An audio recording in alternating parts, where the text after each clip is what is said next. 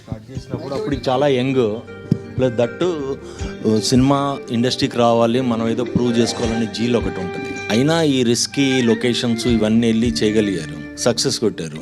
మళ్ళీ తర్వాతకి ఎందుకని ఆ న్యాచురల్ లొకేషన్లో చేయకుండా అన్ని సెట్స్ మీద డిపెండ్ అయ్యారు? చాయిస్ అంటే సినిమా బట్టి, ఇంకా అంటే నాకు దాని తర్వాత చాలా చేయాలనిపించిన సినిమా మహానటి, అని దానికి సెట్లు అవసరం.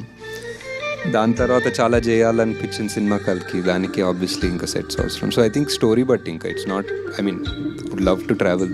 అంటే న్యాచురాలిటీకి మీరు అప్పుడు చేసిన దానికన్నా గ్రాఫిక్స్లో వీటిలో సెట్లో చేసిన దానికి అంటే స్టోరీ ఫీల్ అయింది అంటే స్టోరీ డెఫినెట్లీ. ఇప్పుడు దీనికి స్టోరీ అండ్ ఆల్సో అప్పుడు మీరు చెప్పినట్టు చాలా యంగ్. సో అప్పుడు నేను మా టీము నాని పదండి ఇప్పుడు హిమాలయాలకు వెళ్దామంటే అందరూ యా అన్నారు. ఇప్పుడు నానికి వెళ్దామంటే ఇప్పుడు చాలా డౌట్లు ఉంటాయి, ఇప్పుడు ఒప్పుకోరేమో. సో థింక్ ఆ youth also was a big factor.